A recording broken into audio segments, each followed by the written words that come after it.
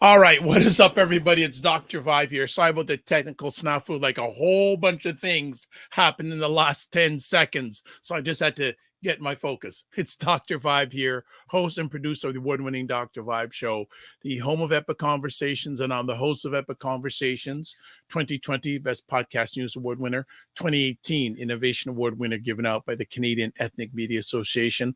I also co-host and co-produce the only online show in the world for dads and fathers. It's sponsored by Dove Men Plus Care. And being part of that team, I've reached out directly and indirectly to over 100,000 fathers around the world in 2023, 2022, and 2021. And I'm also a featured contributor to the Fly Nubian Queen YouTube network, which is for Black women, which is run by Dr. Boyce and Dr. Alicia Watkins. So I always say thank you to that. And it is a new month, March 1st. March 1st. I'm still saying, where did February go? I know it was Black History Month, the shortest month of the year. Go figure. And even had one extra day, 29, and it's still the shortest month of the year. But we are here. We are doing all right. So a few things before we get started. Thank you also. If you're watching live on the replay, it's appreciated, not taken for granted. So a few things. Please subscribe to the Dr. Vibe Show on YouTube and hit the notification button. Also, follow the Dr. Vibe Show on Instagram, Facebook, and YouTube. Want to advertise your business product or service on the platform, any of the platforms that I host, please email me dr.vibe at the drvibeshow.com. And finally, you can join the Morning Vibe Discord group where myself and members of the group continue the conversation in between. I post replays of epic conversations that we have on the Morning Vibe. I got to slow down. I don't just rushing, but I was ready to go live and a bunch of things happened in the back end. I go, okay. And I had a feeling, you know what? I didn't hit it on right. So please give me grace. As I say to everyone, remember to give yourself grace. Give me grace a little bit and we'll smoothen the conversation. So as I said, it's March 1st today. Looking forward to another great month. And we already have some people already in the house. I think, no, there are people watching, but sure, chime in from where you are calling in from or watching from. So calling in, watching from, or listening from. It's appreciated, not taken for granted. So, all right, Fitnance IQ Cam, KSEYL, RW, FQ, FV. Yeah, okay, FV or FM, those last two. Yes, it is the first of the month, and the weather is just in the last few days in Toronto. We had some nice weather, then it really took a dip, and now it's coming back up again. They're saying this weekend we're going to get around like 8 to 10 degrees Celsius, which is about 48 to 50 degrees, beginning of March. Go figure. There's no such thing as global warming, right? Doesn't exist at all. So we're looking forward to that. Some things going on with myself before we bring our man Wayne Fridays from Financial First Fridays. All right, JJ Mars from Colorado. I always want to ask, first of all, thanks for taking the time in Colorado, which is at least 2 time zones behind Eastern. Is it Mountain or Pacific? Don't know. How's the weather out in Colorado? Always good to have you here. For myself, it's been an interesting conversation.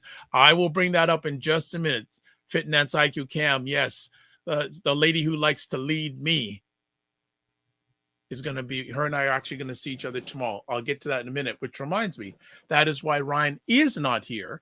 Ryan is the co-executive director of an organization called ACBN, the Afro Caribbean Business Network, and they're having their fifth symposium, 5th annual event tomorrow, their 5th annual symposium, and their guest speaker is Dr. Joyce Fraser. And I'll tell people now that if you know an event called First Fridays, it's been happening for many years, the first Friday of the month. It's aimed towards African individuals, African professionals. I will be interviewing Dr. George Fraser this evening at that event. And it's funny, Dr. George Fraser and myself, we met, wow, over 10 years ago.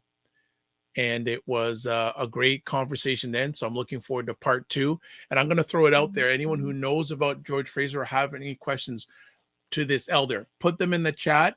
I may be able to ask him. I'm going to have some special time with him. I'm not going to go into details on that right now. You may hear about it on Monday, or if you follow me, I'll do one of the few postings on social media about it, but I'll have some quality time with Dr. Fraser. So if you have any questions you'd like to ask him, throw them in the chat. I may be able to ask him those and get his feedback on it. So that's some of the stuff that's going on. Interesting enough, within 12, let's say 10 hours last night, I had 2 conversations with African women who I really respect about the state of Black men. And it was a really interesting conversation. One of the ladies is divorced with 2 kids, and we had a wonderful lady, and we had a really good, respectful conversation about the plight of Black men, the plight of Black men. And we're having a really good time. And I left the conversation better, really respect what this lady had to say and her journey. And it was really, really good for me to have that conversation. Then last night around 10:30, I got a call from a lady who is she's a marriage consultant. And believe it or not, African lady. And the majority of her clients are of South Asian. And it's interesting. And she said, you need to host a conversation about Black marriage. I go, okay, well, you are in that realm a little bit more than myself. So she is planning to set up a conversation, a digital panel about Black marriage. Why are there so many challenges when it comes to Black marriage? Because I don't know what the stats here in Canada, where I'm based in Toronto, but in the US, they say around approximately 70% of African Black children grow up without a father.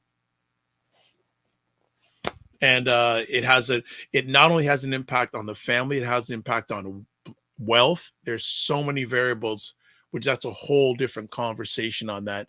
I'm going to see if I can actually get, actually for those in the Discord group, I'm going to put up a conversation I did a little while back about with Dr. Alicia Watkins, and she's very passionate about the state of Black men. So people remind me, I can put the replay up of that conversation.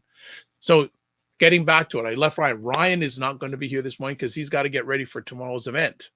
So he's not going to be with us today. First of all, on Fridays, he's got to walk his kiddos to school. Then he's got to take them to his family, to stay with the family, because he's going to be really busy this weekend. Yes, please put it in Discord. Yes, well, remind me, Fitnance IQ Cam, to put that conversation, because I've got a lot of moving parts, especially this weekend going on with First Fridays tonight. And I'm also one of the participants, one of the sharers tomorrow at the ACBN Symposium. So that is some of the things going on, and new team members joining. See if we can now onboard a few more people to make it better for you on what we do, and getting a lot of traction, believe it or not, on my YouTube shorts. And actually, our friend Mr. Harris, I've put him up in a lot of the shorts content, and it's getting a lot of good response. No surprise at all. It's getting a lot of good response. So that is what's been going on. So this is what's going on in the world. You know what? Oh, one other thing. Coming up on Monday's show, we have Lorna Kennedy Murray of Lorna Inspires, and she's going to be talking about image and etiquette. And I had a chance to meet Ms. Murray when I was doing a sharing for the Whitby Chamber of Commerce for their Black History Month celebration, probably about a month ago today. Well, that was February 2nd, where we didn't broadcast the day because Ryan was on a panel and I was their keynote speaker. So I had a chance to have a conversation with Ms. Murray, and she said, hey, I'd love to be on your show. So she's coming up on Monday. So just some preview. I'm debating, should we go to a break? Or, you know what? Let me bring Mr. Harris on. Let's do a little banter. We'll take a break. Always good to have Wayne Harris with us. Mr. Harris, what's going on? sir. Yes, sir. Happy March 1st, buddy. Right back at you. How are you and the family? Life is good, man. I gotta say, I only had to use my snowblower once this winter so far. You So know that? knock on wood. Yeah, that's how I measure a winter in Toronto, how much I have to use a snowblower, right? Facts, You facts. know, before we go any further, I was in remembrance. You put up a post about your father Yes, yes, yes. on His birthday. Instagram, and I just want to hail up your dad and the legacy that he has left. So I just wanted to do that publicly to Thank you you. and your family. Yeah, great man. I never had the opportunity to meet him, but I've met him through you. Thank you, man. I appreciate you. Yeah. February Appreciate you. 23rd, he would have been 91. Exactly. Exactly. I took a little bit of moment of silence when I saw the post and some reflection on that. So I'm even getting a little touched about it right now. Yes, yes. You and me both. Trust me. Yeah. Yeah. Yeah. So what would you like to ask George Fraser? Ooh. You know what? You may want to email. That's no okay. Why don't I just get up and walk away? I've got some questions, but I'll just then we'll get into too much detail live, but I'm gonna get some opportunity to spend some quality time with Mr. Fraser. Yeah, I've met him maybe 20, 25 years ago when he came to town. I think was a part of a series down on King Street. So he came through. Les Brown came through, and Wow. a few others came through. It's Wow. powerful, and it was like $25 to You go know? see him. I think that I would like him to do a tale of the tape. I'd like him to talk Mm. about what Canada and America looked like the first time he hit Toronto, and what it looks like today, and where he thought it would be uh, during that time. So I would like him to do a gap analysis between where we are and where we should be based on what we knew 25 years ago when I first met him. I think he Where might we be severely are. disappointed. Mm. I'm sure he will be. I can tell. I know he's going to be disappointed. Would you like that to be contrasted between Black Canada, Black US, or just Black North America? Yeah, you know what? Black Canada, just like Black North America, is different depending on where you are. If you're in a better socioeconomic position in the United States, things are much better. If you're LeBron James versus Michael Jordan, you think about the money LeBron is making on and off the court versus what Mike made. LeBron would be a 4 times billionaire if Yep. you compare dollar to dollar. Yep. LeBron's a billionaire, but so is Mike. But Mike had to go through, very, very poor contracts and TV contracts and so on, and made his money with his endorsements. LeBron, the same thing, but the cash flow because of the TV deals are so Oh, exponentially and his larger. movie. Oh my Yeah. gosh. So I think that if you look at the real dollar, so if we took a $1991, a Jordan dollar, and compared it to a 2024 LeBron dollar, um, Mike makes significantly less money Yep. than LeBron at that time. And look at the impact of what Mike has done to parlay what he did because of his savviness and his mother's savviness on negotiating that contract with Nike, because Charles Barkley had a shoe deal, and Mike said take stock, and Chuck didn't understand stock, so he just took the shoe and the money. And you see the difference. Chuck is working every day with Yeah. with TNT, and Mike is on yachts all over the world just chilling. Not only that, Chuck is on periodically on CNN, I hear. Yeah, I can't remember. I think it was Dave Chappelle who said, let's bring in Ja Rule to see what the black community is going to talk, what the black community needs. We bring it in, and Malcolm X said it 50 years ago, over 50 years ago, bringing in celebrities and entertainers as the voice of the black community. He goes, what other community brings Does in that? entertainers to represent their voice in Yeah. society? Yep. It's laughable, but nothing's changed in 60 years, because here we are listening to, people that have access to the microphone but don't have any more relationship with the struggle.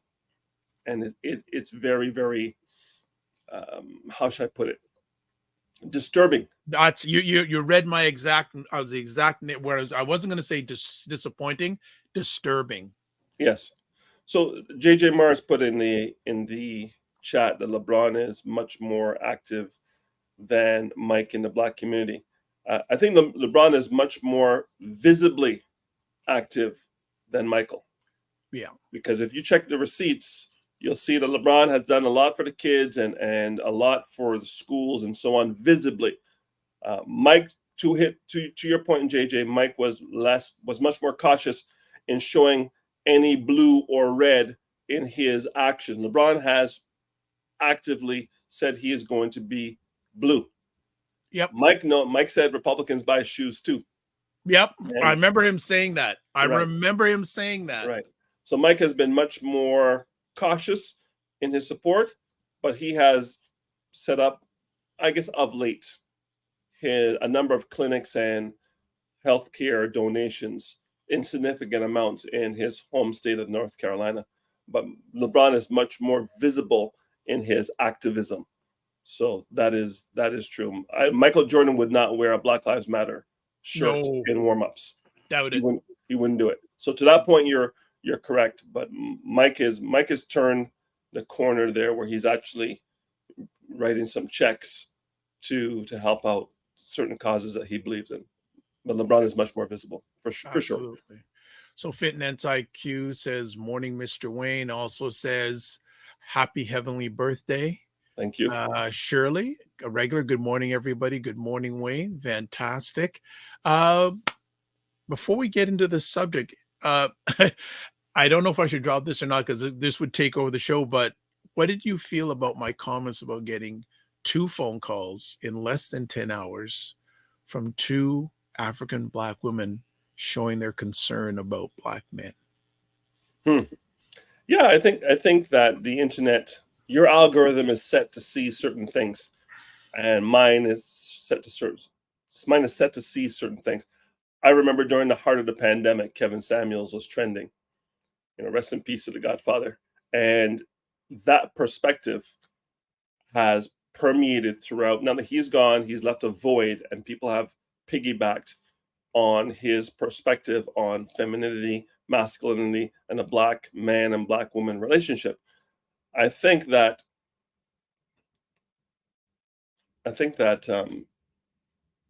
if you get caught up in the popular algorithm that's out there, we're the only culture that speaks openly about the relationship between Black and white. You don't see Chinese men and Chinese women debating about what masculinity and femininity is in public court. You don't see white people doing it. You don't see Italians, Jews, Greeks, Portuguese, Spanish doing it. We're the only culture that goes out to open court and airs our, potentially dirty laundry about our culture. I don't see how that helps women, to be honest. If you understand the socioeconomics of why our women may be wired towards independence and strength, this is socioeconomics in the last 50 years. This is not true throughout Black history. This was not true in the 50s. It was not true in the 30s. It was not true in the 1910s. It was not true in the 1800s. It's only true from 1968 till now. What changed? What changed to empower Black women to follow what some may see as a feminist agenda? Whose agenda is it? And are they piggybacking on it? Are they leading it, or are they following? So this is a question for the women. I really have to ask you, check the receipts over the last 50 years and see if the mandate of being independent is serving you. And if it is, carry on. Before we go to break, interesting, some people will say, at least from a U.S. perspective, that mass incarceration and drug culture, some people say introduced by the CIA to a lot of Black communities, made it that the man of the family became the government. 100%. I think that a couple of things happened. One, the passing of all the leaders. So Malcolm X, Medgar Evers, MLK, and others who died during that time. 1. 2, the sexual revolution in the 60s and the changing of the values of sexuality. Add to that Roe v. Wade and the abortion law that was changed in the early 70s as well, which created an opportunity for women to make a decision where abortion would be legal, and then bringing in people, nefarious characters like Margaret Sangster and Planned Parenthood, to plot Planned Parenthood into all the Black communities so we would abort young men and young women. Because if you think about America and the trending of the Black population before Roe v. Wade and since Roe v. Wade, there's probably 100, the number I've heard is 100 million Black babies have been aborted from Roe v. Wade till today. If you had 100 million more Blacks in America, there's about 45 million Blacks in America right now. That's 145 million Blacks.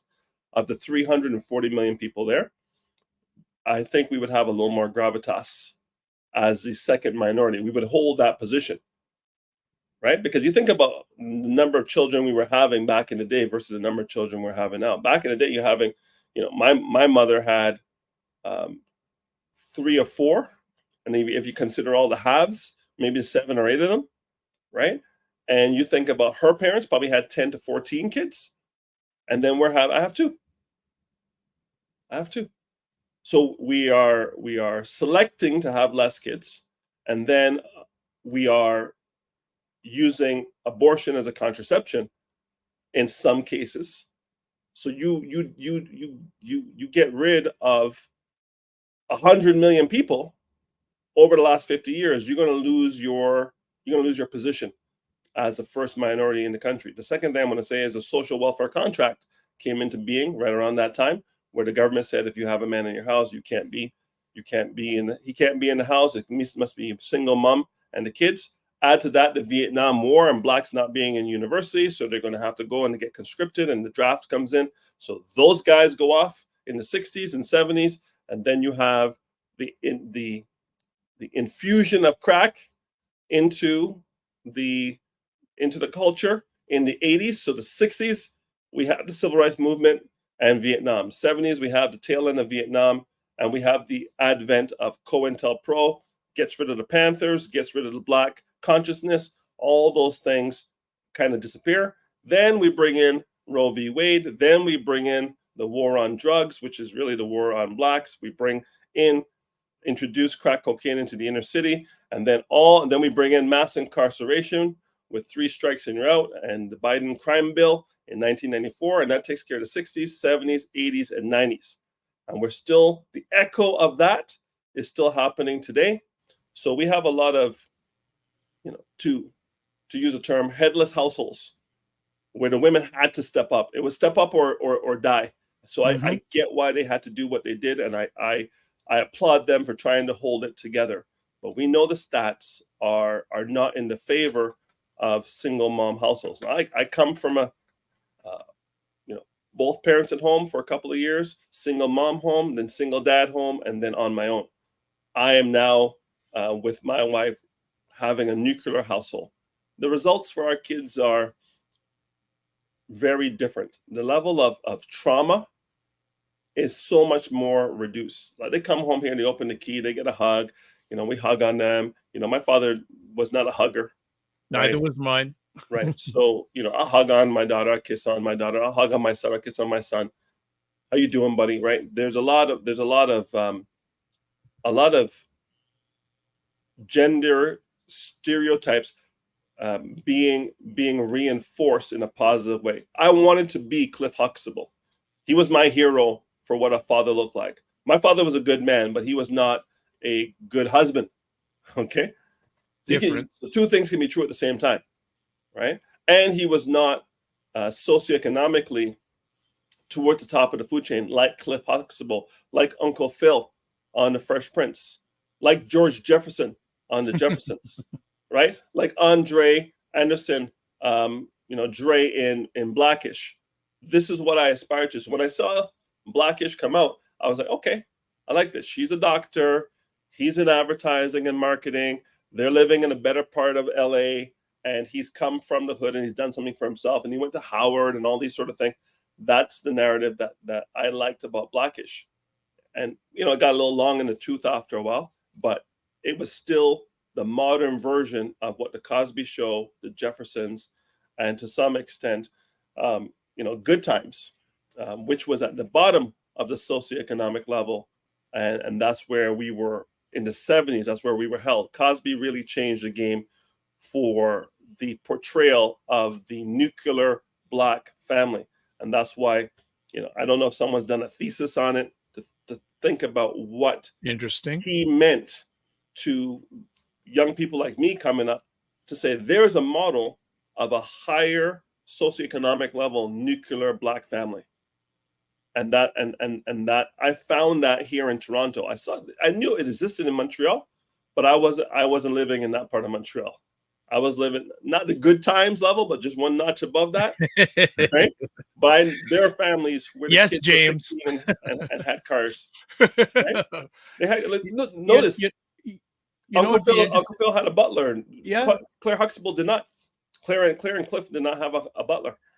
Well, just before we go to break, it'd be interesting to get some of the Black fathers who were in those shows together in a table conversation. Woo! Yeah. Could you imagine that? Even the guy from Rock.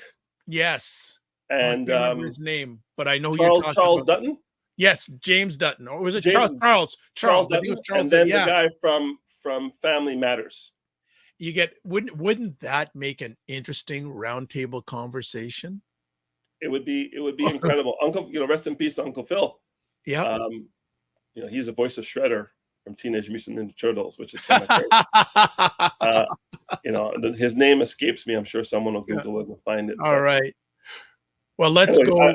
Go ahead. Go to the comments if you want to. Yeah, well, good morning, Opal Inspired, as always. Follow Opal Inspired and her creations on YouTube. Hayden Morrison says, thanks for the facts in capital letters.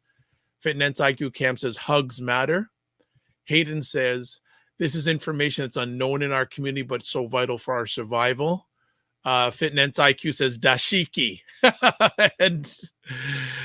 And I was about to say family matters, Fitness IQ Cam, and it's interesting. Just before we go to break, they are now doing a Different World reunion tour.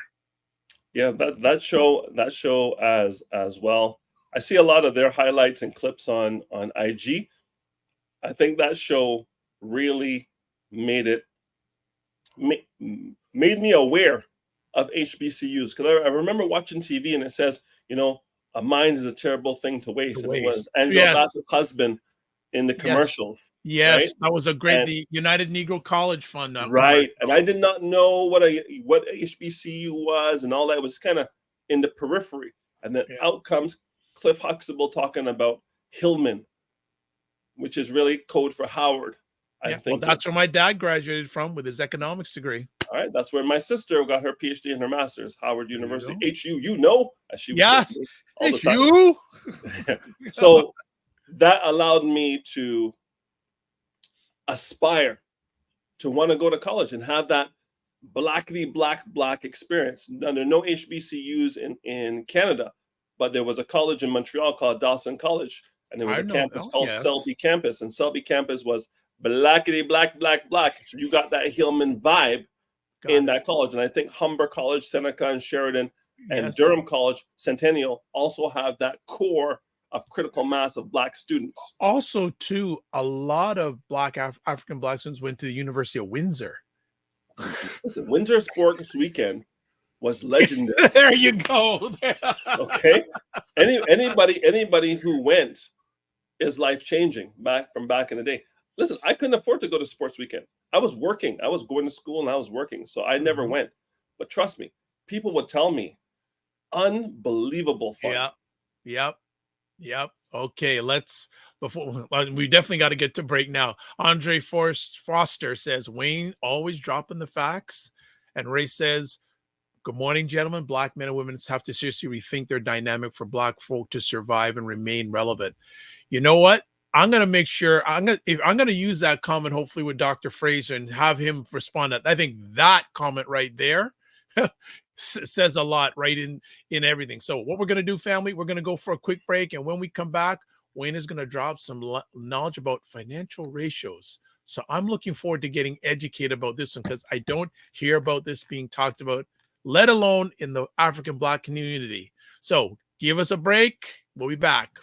You know, and that's what I feel like. You feel like you're the Harriet Tubman of the mind. I am. I feel like I'm I'm one of the Harriet Tubmans of intelligent Black people. Like, I want to liberate y'all from like being left behind and ignored and oblivion. No, really, the rappers get all the attention. You know, seriously, does anybody else feel this way? Like ignorant Black people, they'll be all up, you know, getting all the headlines on the Shade Room. Overly sexualized Black folks. Like the twerkers and the, you know, just people that, you know, don't always represent the best of us, you know, the diversity, you know, like people like Dr. Vibe. Like, everybody should know about people like Dr. Vibe. Dr. Really Vibe he's trying to do good work for Black people. Dr. Vibe from Toronto. Good to see you, my brother.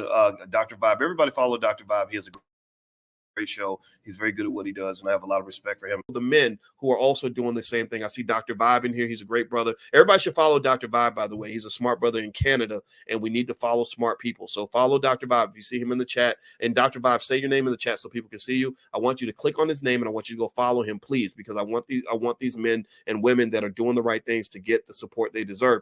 Hey, Dr. Vibe, how you doing, brother? Again, like I always do, I got to say everybody should go follow Dr. Vibe. He's got a great show. Dr. Vibe, I know Dr. Vibe's got a kingdom because I see your channel. I see you pouring into that every day.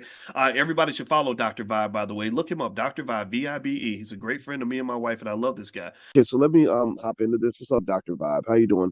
Everybody, if you see Dr. Vibe in the chat, everybody go follow the Dr. Vibe show. Dr. Bob is a real smart brother and a good human being. I like the guy a lot, and he's very intelligent. And I think everyone should pay attention to what he's got going on. We got to shine the spotlight on the intelligent Black people out here that are really doing the good work. Don't just pay attention to the rappers and the celebrities. You know, a lot of these people are losers. Your true winners are your people in your community that are really having your back. You know, helping us to have stronger families and a stronger community. So Dr. Vibe is in that category. So you might see the Dr. Vibe show in this chat. If you see him, please go follow him. Okay. All right. So anyway. All right. Shout out as always to Dr. Boyce and Dr. Alicia Watkins supporting what I do for you. So that is all about that. Let's see. We got one more comment. There we go. Hayden says, if you've never seen yourself in certain roles, you may not believe that it's for you. Agreed. I think that motivation comes from belief.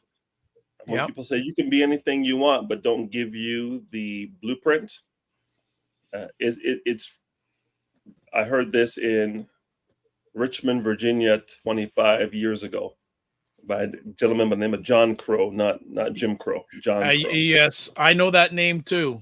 Yes, and John said, exhortation without explanation leads to frustration. And this is true. I think a lot of people say, I want to be rich, I want to be well off, and they don't know the activities that are required to get the result they want. Because I want you to think about two things. There's lead actions and lag actions. Lead actions are the activities you need to do. How many phone calls do you need to make? How many appointments do you need to have? How many proposals do you need to put together in order for you to get a client? People look at the clients. I got 2, 3, 4 clients, 4, 5, 6 deals. But what's the work done up front and before you get those deals? And people aren't putting in the reps. So if you're not putting in the reps, you're not going to get the results. So if you need to talk to 10 people to get one deal and you're talking to 3 people, well, it's not a plan perpetrated by the man. You haven't done enough work. Dr. Vibe, and people are telling me, Wayne is not, I'm out there looking for a job. I put out 1 resume and I didn't get a job. There are no jobs. What? What do you mean? Don't even that. You know what? That's the same gentleman many years ago he said something. He did a talk called 212 Degrees. Yes. Okay. So you know where I'm going with this, right? I know where you're going. So for our American friends, water boils at 212 degrees. In Canada, we have the centigrade 100. But he said that a lot of people give 211 degrees or they'll give 99 degrees centigrade. Right. If you're not doing going 212 or 100, it's not good enough. Correct. It's facts. And I said, so true. Yeah. So true. I use the analogy of a vending machine. So a vending machine is gonna give you a pop or a soda, depending on where you are in the world. Pop or soda, same thing. And I won't name the brand because I don't want to give anybody any free advertising. But that drink that you want that's cool and refreshing and has bubbles and a whole lot of sugar, it's $1.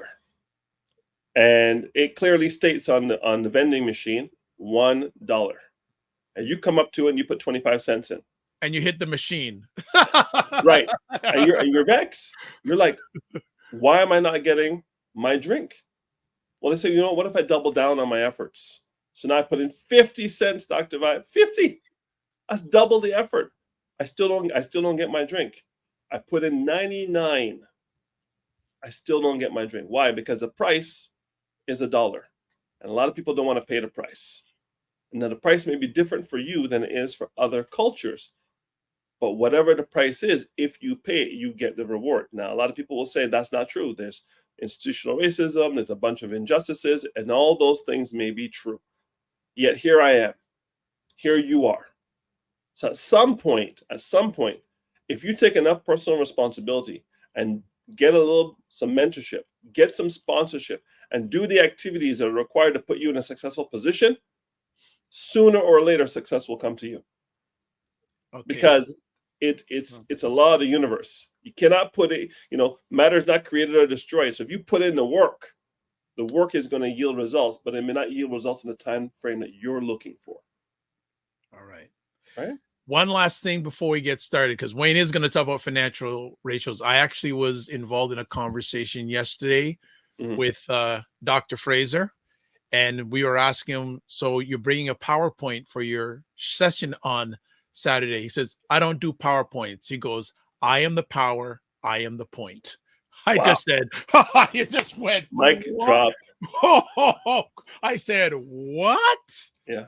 PowerPoint. What?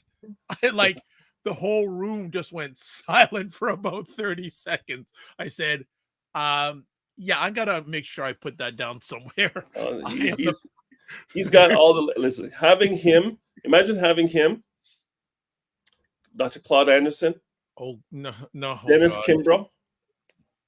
Tavis Smiley. And a few others on a panel. Killer Mike. Amanda Seals. Woo! Right? They used to have those in the States. Yes. Wasn't it called the State of the Black Union? Yes. Tavis Smiley was running. Yeah, he used to have, and by the way, people who still remember that name, Tavis Smiley has his own radio station in Los Angeles called KBLA. And it's an all-talk radio station. He is on every day, Monday to Friday from 12 Eastern to 3 p.m. Eastern. I had lost thought about him, and by blessings about a few months ago, I saw, Tavis Smiley. And he was one of the major inspirations for what I'm doing today, because Tavis is still one of the best interviewers I've ever witnessed. His style is so on. Exactly. No, I think I would love to see those guys. Yeah, that would be Candace Owens, Larry Elder. And Thomas Souls. That would. Ooh, ouch. Okay, Shirley loves the mic drop by Dr. George Fraser, and then just yes, I need to use that. I endorse 100%. No need for PowerPoints. Yeah. Okay, let's talk about financial ratios. Numbers don't lie. All right. So we're going to go with the first one. The first one is budgeting. So we want to have 50%, 50 on after-tax income for essential expenses like housing, utilities, groceries, and transportation. We want 20% for savings and debt repayment. Allocate the remaining 30% for discretionary spending and entertainment. So 50% is what you got to run your household on. Then you're going to put some money into savings, 20%. 50, 30, 20. Are you saving 20%? Because I see people paying the credit card company, paying the car company, paying the mortgage company, but not paying themselves. do you save 20% of your income every month? And if you're not, you may have a little more month than money. And what do I mean by that? Most people didn't get paid for yesterday if you're on salary. February is if you're on salary, they said it's 28 days in a month, and they moved on to March. So February 29th, if you're a salaried employee in Canada and the US, you didn't get paid for yesterday. You work for free. And if you're okay with that, that's okay with me, but I would be taking a day off. I cannot be allowed to be working for free. I think we fought in 1865 and 1835, depending on which country or geo you were in, to abolish slavery. So why would you work for free today? And why would you allow your employer to not give you compensation for February 29th? Okay? It's the same thing as working Christmas Day and not getting paid double time. Why would you do it? Okay? All right. I want you to think about the next ratio. So budgeting, 50% of your expenses, which is why if two people are together and you're living in a household, all your bills should be able to cover by one salary. That way, if someone loses their job, you're still good. But when two people are together and two of them together are still struggling, then we know we're living above our means. And I think a lot of people are figuring that out now. Now that the interest rates are so high, it's going to be problematic. Now, I know Ray's on here. I think the last time he said the stress test was like almost 9%. So if the variable rate for an open mortgage is 7.2, stress test is 2 points more. That's 9.2 you need to qualify for. Ray, correct me if I'm wrong. But that means a lot of people who bought homes, when those houses close, they will not have enough income to cover the mortgage. They will not be able to close on their house. And that's what's happening now. People walking away from $100,000, $200,000, and $300,000 deposits and still getting sued by the builder. Builders are walking away. They're just packing up their trades and leaving because they cannot make money in this environment. Because people 2 years ago bought when interest rates were 3%, and now interest rates are 7%. Okay? So let's talk about emergency fund. How long should an emergency fund be? It should be for as long as you know you need to cover all your bills for a period of time without having any money come in. I can tell you before COVID, I would say 3 months. I was advising my clients 3 months before COVID. Since COVID, 6 months. Honestly, you need to have at least 6 months of salary so you can think. You can think. So think about your expenses for the month. If your expenses for the month are $10,000, you need to have $60,000 available to you to have 6 months. Can I just interrupt? I'm just going to interrupt you for a second. Two things. First of all, Ray's in agreement with you. Correct, Wayne. Okay, perfect. Thank you, And Ray. second of all, one of the things I think I discussed periodically, and Wayne says, I have good relationships with my bank. And not only like the people who you meet for mortgages, things like that, but the tellers. So the other day I was coming from my bank, came out, and one of the tellers out there, and we started having a conversation, and she began to share some of the stories that she sees. She said, there's a gentleman who banks there who makes $10,000 a month, $5,000 every 2 weeks, has a decent amount on his credit cards. He pays the minimum balance. Oh, gets better. And he's married. She said he's married. He also has some kids. And she sees it. He spends minimum $1,000 a month on Uber Eats, all these food rideshare things. And she goes, how much money does he have in his account? She says, I don't see any money in his account. I go, you got to be kidding me. No. Broke at a higher level. 100%. I went, really? Oh yeah. $10K a month and pays minimum on their credit card balance? Between weed and Uber Eats takeout, skip the dishes, all those things, DoorDash, I've seen upwards of $1,400 a month. Because people got depressed or were dealing with mental illness and anxiety during COVID, and they haven't been able to wean themselves off the I can't go out I don't want to cook. I'm tired. I'm burnt out. And they're kind of like functionally depressed, if that's a term. Someone correct me on that. But they're basically going through the motions of being okay, but they're not okay. And they use the Uber Eats and the takeout as their reward to themselves. And those rewards come in Thursday, Friday, Saturday, Sunday. That's 4 days out of 7. Well, if you're going to drop like groceries for a family of 4, probably anywhere between $600 and $800 for groceries.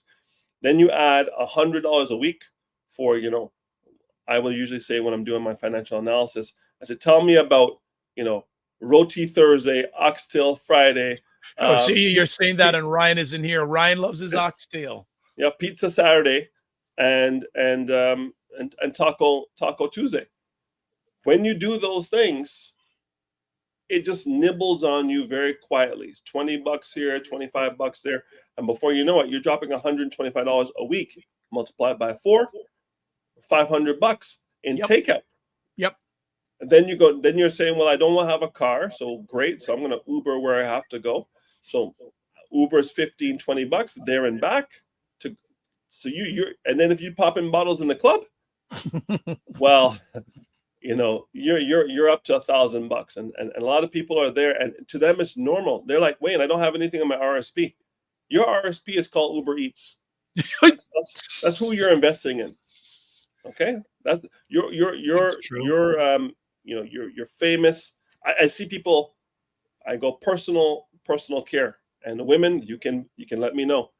Even if you're wearing your hair naturally, and you have to get the sister locks or your locks twisted, clean, conditioned, washed, and moisturized, they're dropping in all these sprays and oils that they have to do to keep the locks looking good. Sometimes $150 a month. Then add pedicure and manicure to that. Okay, because it was non-negotiable for some women. I know manicure and pedicure every 2 weeks, non-negotiable. Some guys, $45 a haircut. Well, can't relate. I can't relate either. I like it. I always. Well, I'll go there in a second. Fitness IQ goes, damn. And then IPV, ADT, don't forget the coffee runs to Starbucks. You're reading my alleged mind.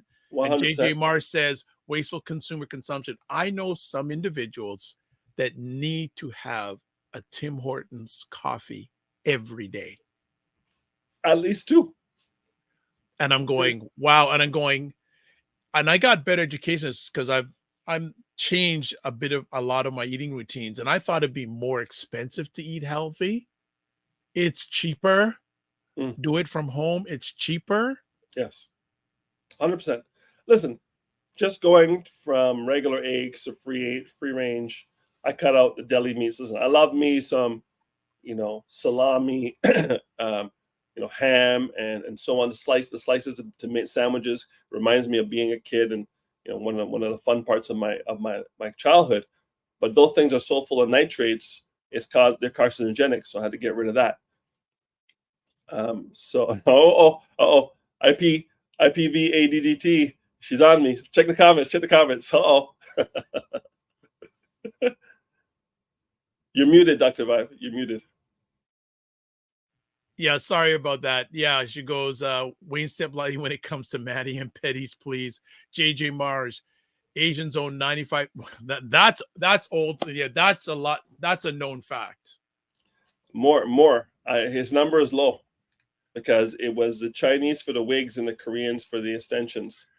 And I see a lot of Filipinas running nail care shops. 100%. 100%. It is. When you think about the toxic chemicals in the nail polishes, and then you're putting that onto your nails, which are porous. They look hard, but they're porous. Yeah. So these chemicals are seeping into your cuticles because they're cutting the chemicals to clean them up. Then they're putting the chemicals right into raw skin on your nails and on your hands. And then they wonder why they have issues down the road. I can tell you that if you're going someplace that is not sustainable and they don't put it on their window saying they're using sustainable products, you're putting the cheapest chemicals that they can get, that are probably the most toxic they can get away with, directly into your body. And I want you to think about, and again, my daughter has never had her hair processed. She saw my sister with locks, and she's like, I want that. And she went locks, and then they got too heavy for her. She cut the locks. Now she has these baby locks and twists and different things, but she never put any product in her hair to straighten her hair. And she's 23 years old, 24 this year.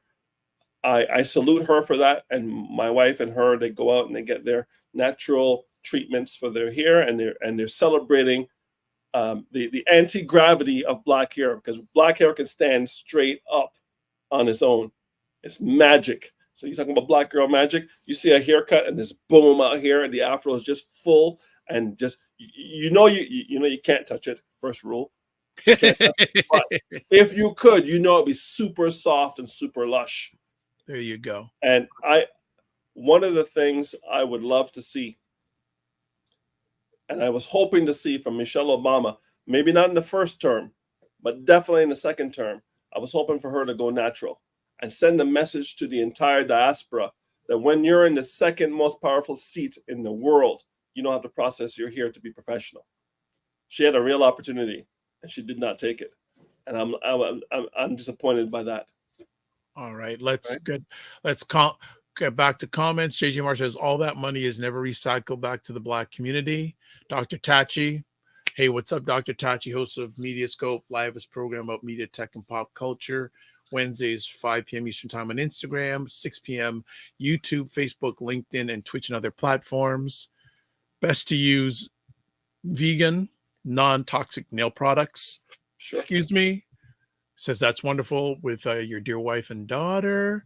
And she goes, yes, don't touch without asking in regards to the hair. And she goes, yes, she is natural. She gets silk presses. So I think she's talking about Ms. Obama. And then nothing more magical and sexy than a Black woman with natural hair. There you go. Well, let's get back to ratios. We went off on a tangent. All right. No, that's good. It's good. No, it's fine. So emergency fund, 3 to 6 months, we got that covered. Debt management. For those of you, and Ray is a godfather here, and Ted as well. Shout out to the mortgage agents out there and the brokers out there trying to get us into positive equity, because not all equity is good equity, and not all houses make sense. And we're learning that now, because a bad deal can be masked by a low interest rate, but a good deal is good in any conditions. And one of the things we want to look at is you don't want any more than 36% of your balance on your credit card. I would say 30. So if you have a credit card that has a balance of $10,000, do not have more than $3,000 in that card. If you see yourself going above $3,000, stop using the card, and your credit will not drop, because utilization is key. You do not want to be more utilized, because as you add more utility to the card, your credit rating starts to drop. If your credit rating is below 700, a Ray has to work twice as hard to qualify you. 680, Ray, correct me if I'm wrong. Excuse me. 650, 680, 650 a little tight, 680, good. Anything 700, 800, fantastic, and you can get a loan from anyone. I'm going to implore people to get loans and have them with zero balance before you need a loan. So if you're balling out, go not to your bank where they can see your checks coming and see how you live in, and you have all your eggs in one basket. Go find another bank and see if you qualify there for that loan. Why? Because if your bank tries to get smart or cheeky and decides that they want to call your loan because they see what's going on in your account, like that lady, the teller you're talking about, she goes, I see what he's spending on Uber Eats. I don't want to go to her for a loan because she's already judging me. I go somewhere else where all they have to go on is my credit rating. Yep. Because too much information can be a bad thing. There you go. Interesting. IPV8D says Michelle Obama is a silk press sister. So you got it. We got our Michelle, the Michelle Hive. Good. The Michelle Hive. So Fitness IQ Cam has a question. Question though, why not switch from 30% savings debt repayment and 20% discretionary? That would make sense if people would do it. Most people don't. You're absolutely correct. Oh, there she said switch. Okay. Fine. Do it. Do it, please. The less you spend discretionary, the better. Like, listen, there's a movie out now, Bob Marley, One Love. I got to go see it, right? But I'm not rushing to go see Bob Marley's movie, right? Yeah, I love Bob, but I would like to go see Bob Marley, One Love. I don't have to go see Bob Marley, One Love. It's discretionary. There you go. Right. So Ray, again, watching your back, 680 or higher, preferably over 700 for default insured mortgages and refinances. Okay, perfect. There you go. Savings, right? Okay, actually, but before we go any further, I'm going to put it out there. And I say this as my own. People, if you don't, at least once a year, get your credit report. And there are services out there where you can check your credit rating daily, actually anytime you want. Yes, it's free. Yeah, Credit Karma and Borrowell. Yeah, Credit Karma. And I'll be up until a few years ago, I'm going to be really open here. I was afraid to check my credit rating because I thought it was bad. Yeah. When I checked, I went, whoa. Yeah, a lot of people treat checking credit like going to the doctor. They don't want to know. You see people dying every day. You say, why did this person die? Well, they had stage 4 colon cancer. How did they get stage 4 colon cancer? At 53. Because at 50, they didn't get the colonoscopy. Because if they got the colonoscopy at 50, they would be alive today. But they'd rather not know. Doesn't make any sense. Yeah, it's and so people know who watch us on a regular basis. I go to my doctor every 3 months. Wow. I don't play.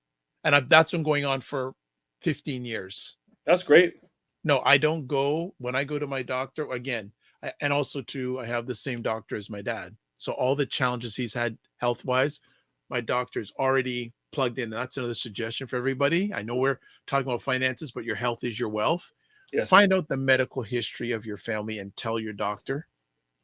Get power of attorney for health for your family so you can talk to your daughter candidly without having your parents even there. So you can get to know the deal. Because when they become incompetent, you can't get that without a struggle. So get it now while your parents are healthy. Say, listen, can I get power of attorney for health? I know what you want. So once I know what you want, I will take care of business. Now, power of attorney for money is very, very scary if you don't have a person of high integrity and character having the power of attorney. So be very circumspect with who you choose for your power of attorney for property and money. And again, I know we're talking about financial ratios, but this is all part of it. Agreed. And I think I've shared it in the past. One of my dad's closest friends took very bad in regards to health. And a few things. First of all, he had his finances in order. He had his will, all that power of attorney. So my dad and this other gentleman, they've been all best friends over 70 years. So he named them as power of attorney. Yeah. So it gave me and he had it in his written wishes that if one of them transitioned, I would be next. Yeah. Yeah. But because they were elderly, they asked me to help them with, just be there as a support. So I got a firsthand look of what that process is all about. Right. And let me tell you, family, have it in place because this gentleman's things went smoothly, seamlessly. Like I was even on meetings because he had bank accounts. I was in on those meetings. Yep. All that stuff. And periodically I go to that bank and I say to the manager, said, thank you so much for handling. She goes, it was our pleasure, etc. And I said, you know what? Can I come to you with any other things? She says, no problem. Because we built a relationship. Correct. And relationships are the lubrication for successful collaboration. Yeah. So when I tell you, I have the facility. If you have a net worth of less than $1 million, I have a facility that will do your will for you, your living will, and your power of attorney. So reach out to me if you're interested in those documents. I do a financial needs analysis, which is an assessment of where you are at this point in time in your life. And once I have that, then it's going to be clearer to me what assets you have and don't have in place and what debt you're going to be transferring on and whether you have a mechanism in the facility to handle that debt, because there's going to be expenses when you pass. Absolutely. And there's going to be debt when you pass. And if you have the money to take care of it, you don't leave it up to your family to take care of it. Yeah. Now, this gentleman had everything taken place. Like he had it in his will, who got how much money, etc. And there's still money left over. This is rare. And Yeah. let me tell you, if the money is in the estate, you're not in first position as next of kin. You're in third position. Government's in first position. Creditors in second position. You're in third position. But if the money's outside of your estate, the named beneficiary is in first position with no estate tax, no creditor exposure, and no probate. So if you don't understand what I just said, you better book an appointment and jump the fence. All right, next concept. Oh, and one last comment before you go on. Fitnets have the right power of attorney as well. Well, yeah, one for property, one for banking, and then another one for health. Because during COVID, people were intubated and in forced comas and could die, and their families didn't have the power of authority to do anything for them. They had to, they were, maybe the spouse did, but now you're guilty if you choose incorrectly. What if, in March, COVID could take you out, but in June or July, it won't, and you could recover, but you chose to pull the plug because you're using March information. Listen, things change. That's the one constant in life. Things change, and you need to be up to date on what's going on and make sure you have all your assets itemized and wrapped in a bow, because many people are forgetting about their digital assets.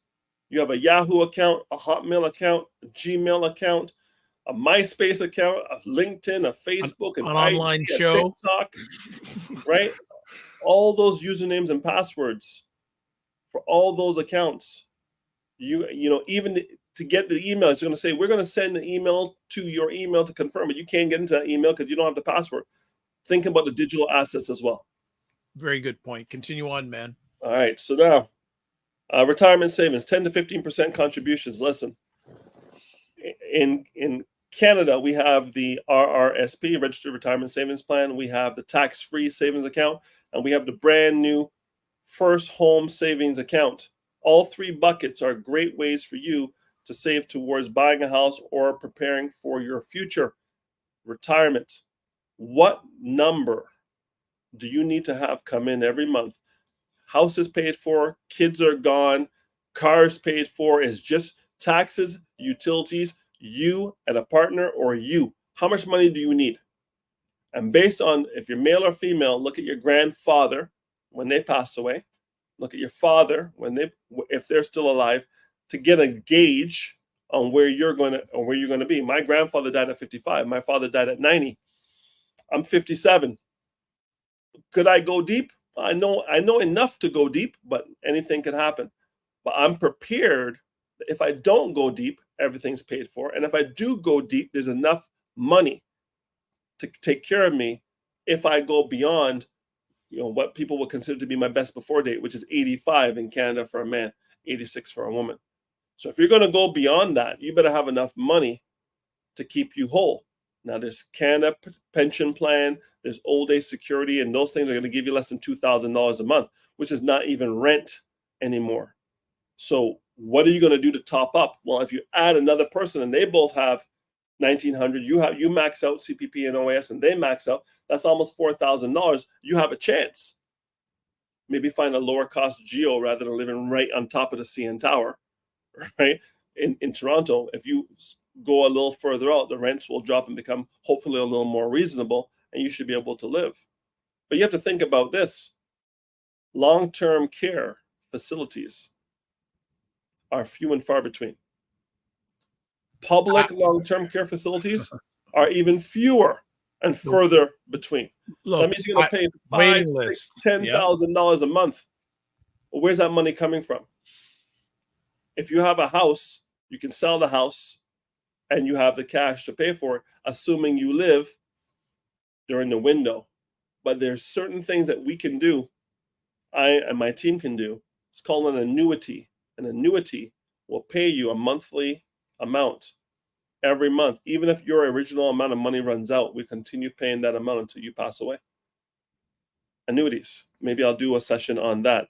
It's not as complicated as it is. It's just basically, rather than getting lump sum, we take the lump sum and we invest it, and we say we're going to give you this rate, going to give you this return every month, no matter what.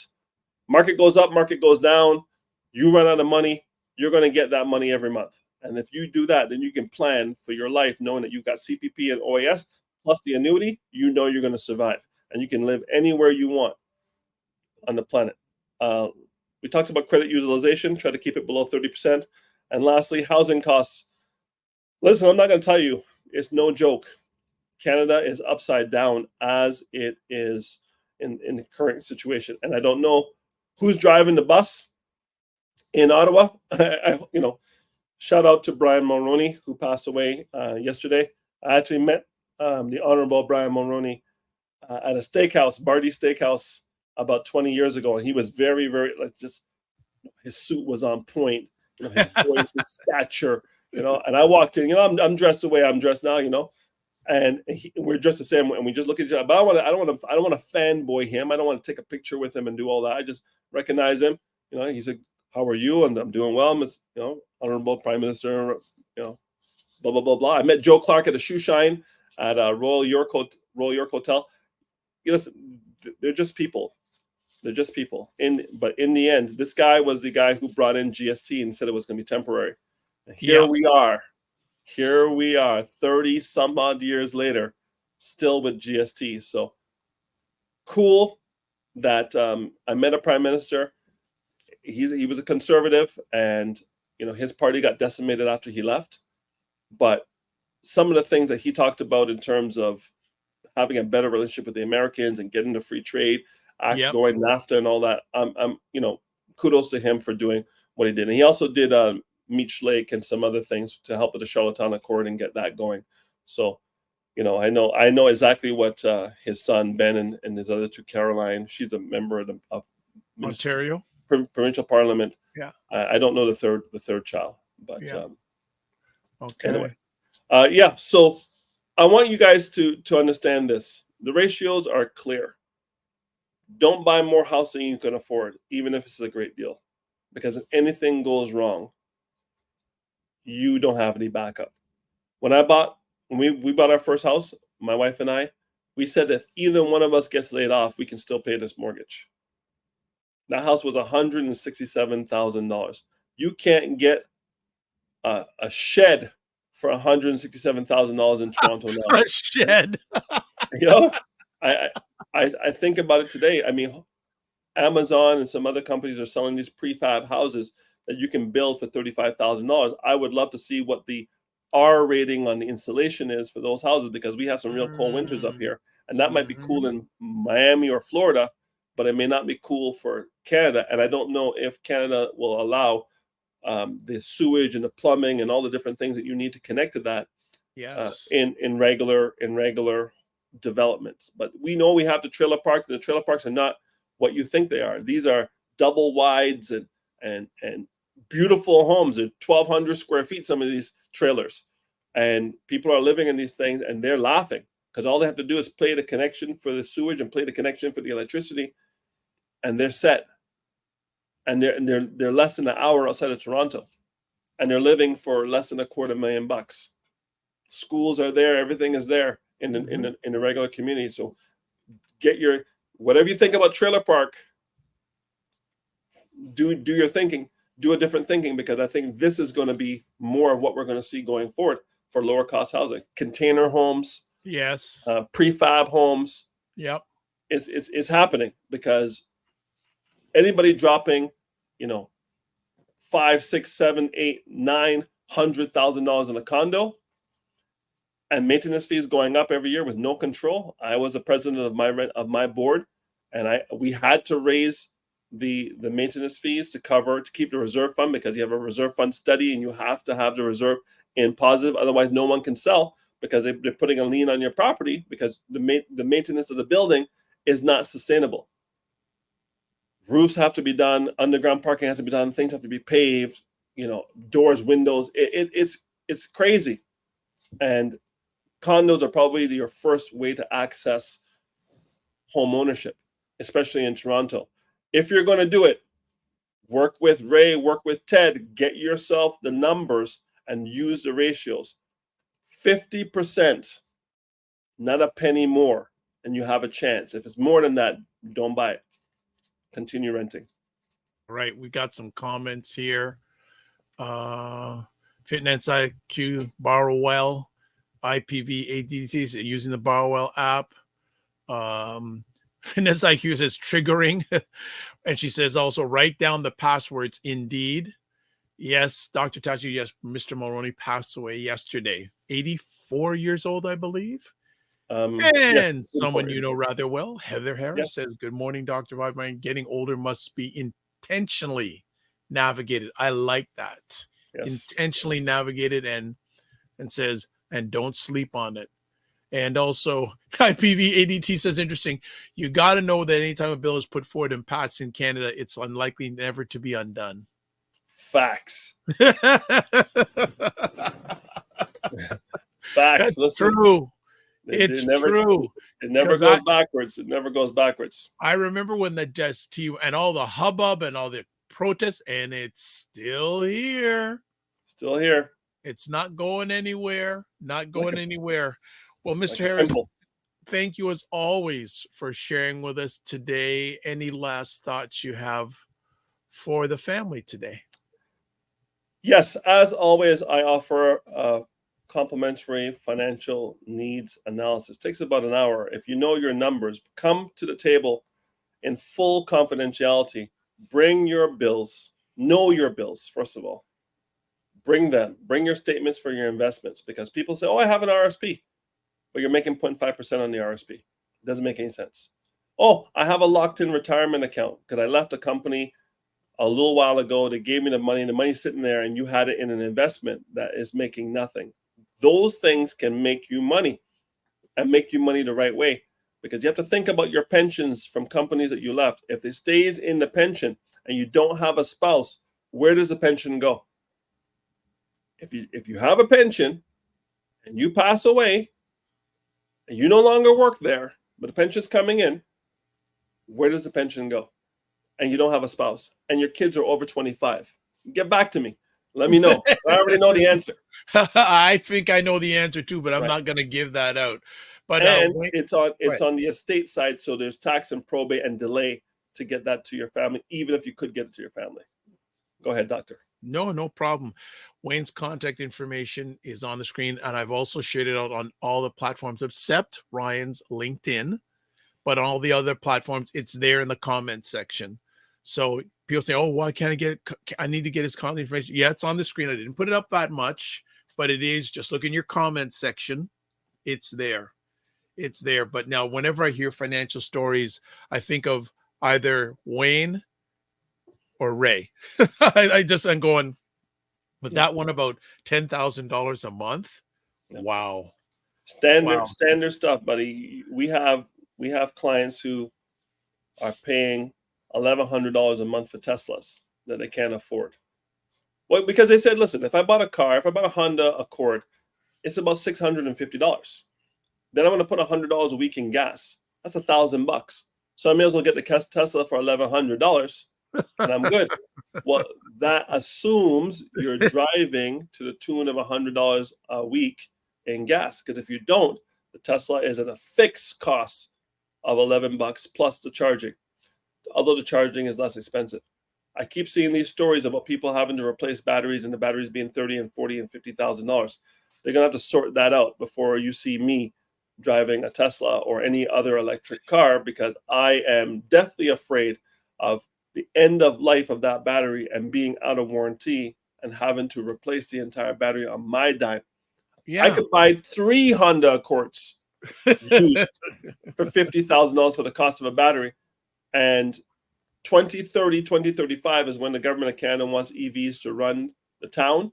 And I'm going to take every opportunity to go past that day. So I may not be able to buy a new car that is not EV, but all the used cars will still be there. I'm going driving with gas until I can no longer find a gas car, because I don't think EV is the answer. I think there's some other power source that's less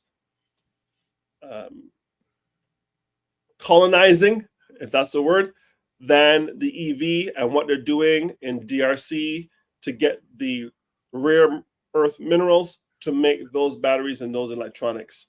And our people are once again being exploited in Africa and all over the world, Haiti as well, to provide the raw materials for these batteries. And it's a no bueno for me. You're not, when you look at the carbon footprint of an EV versus the carbon footprint of a gas cars win hands down. There you go. Right? So there you anyway. go. IPV says people are starting to give up their homes, moving to trailers and RVs and tiny homes, etc. Yes. Dr. Tachi goes, $1,100 a month for a car? You already know what I have to say. Exactly. Fitness IQ Camp says foolishness. Heather says the environmental damage caused by the batteries are not being discussed. Correct. IPV Tesla overrated.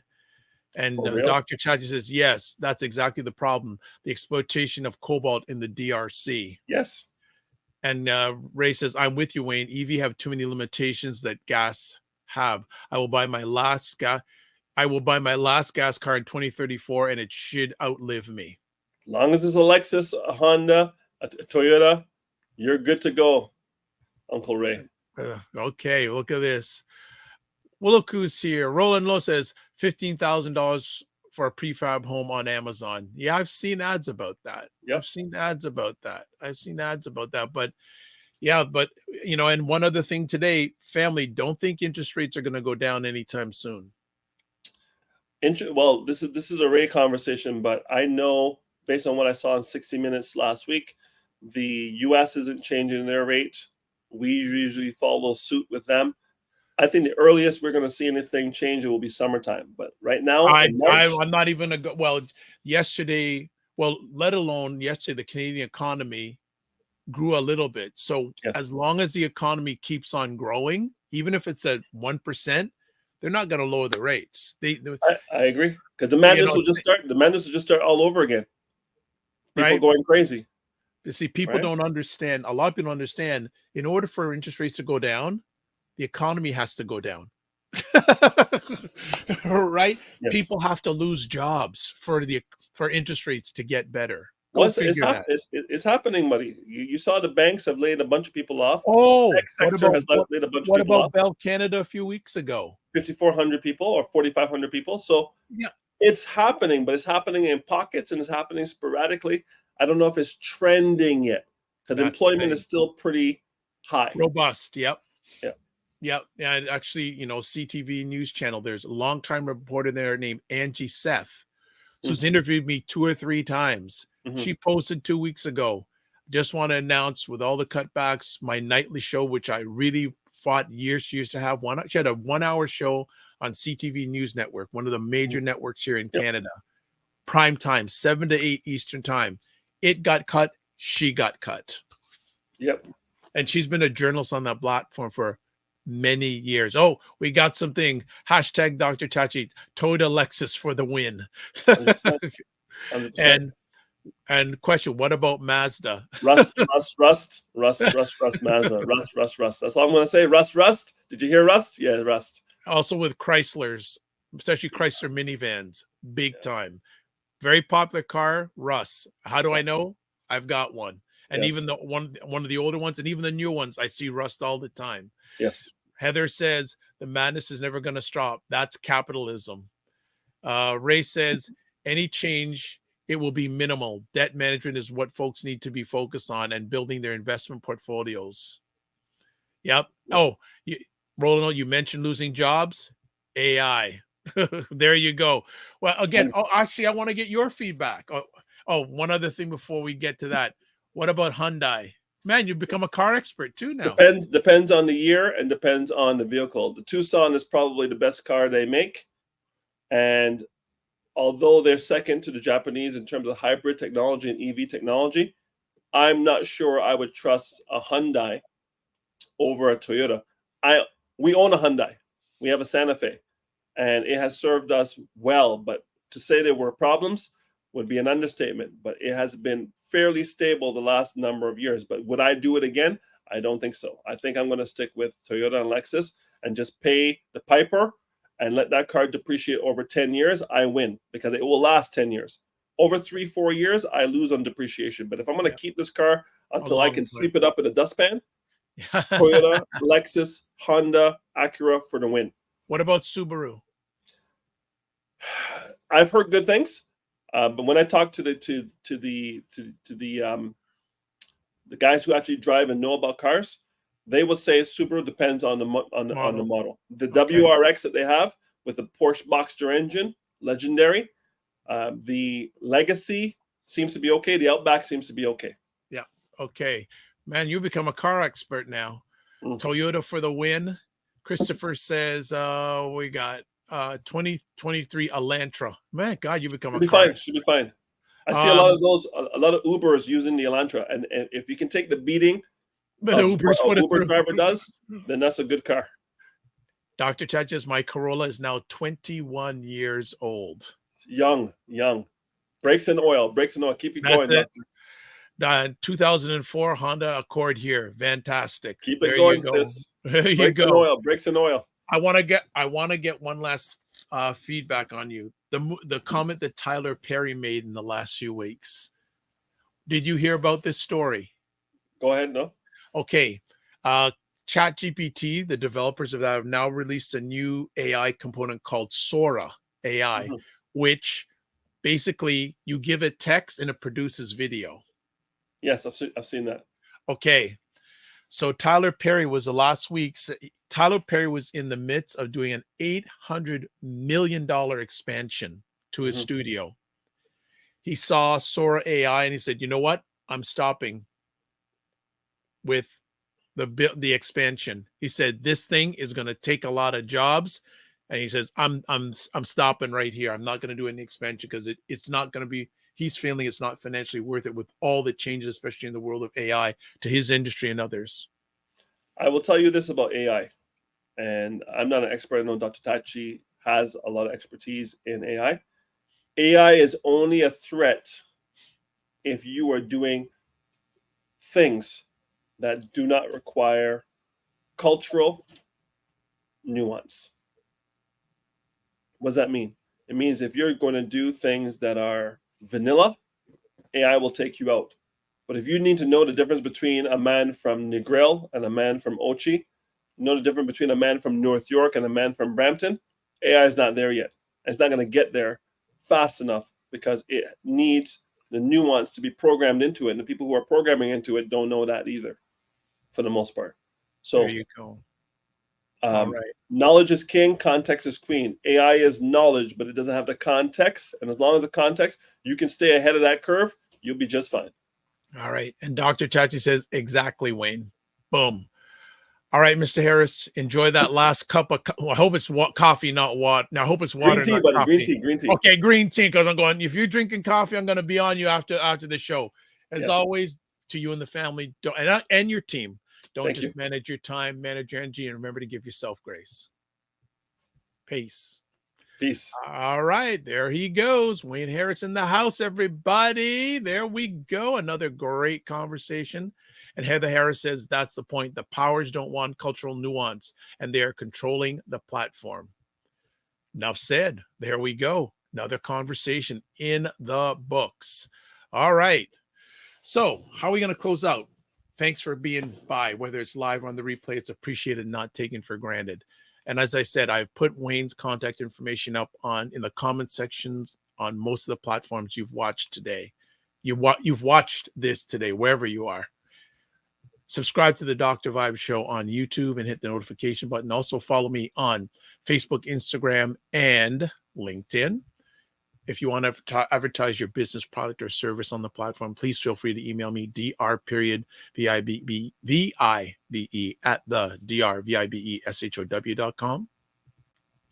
And join the Morning Vibe Discord group. Email me, dr.vibe at the drvibeshow.com. You know what I'm going to do? I'm going to just copy and paste that and put it in all these things in the comment sections where you family is watching, because you'll probably go, I couldn't get that information from Dr. Vibe. So let me put it in the comment section. I'm going to do it right now. So multi-purposing right now.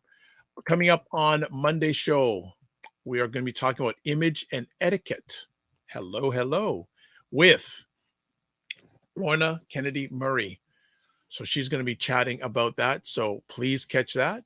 Also, Ryan will be back, hopefully, from the weekend for his ACBN. We'll have musings of Dr. George Fraser. So just bear with me, family. I'm doing a number of things at once here. So just bear with me a second. And again, do you have any questions for George Fraser? I have a bunch, but no one gave me any. So the only other question I'm going to bring into him, unless you have me by email, is, Black Canada now versus the first time he came here, Black America now versus 15, 20 years ago. So I think, you know what? I got too much to do, so I'm just going to leave it as is. All right, let's just wing this thing off. All right. Too much to do today. All right. At the bottom, it's scrolling. You can watch replays of this epic conversation on Dr. Vibe on YouTube and Facebook, Afro Caribbean Business Network, Facebook and YouTube, and Ryan Oneil Knight, YouTube and LinkedIn. So let's cut it off here. There we go. So I said that already. I've got too many things going on. All right.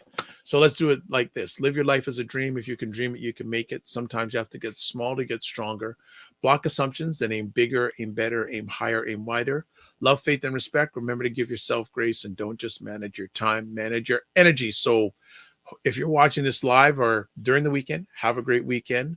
I do shows on Saturday, primetime Saturday with Aisha and Lala. Maybe a replay because Aisha isn't feeling well. And it'll definitely be a replay of Black Canada Talking on Sunday, but we're back live for sure on Monday.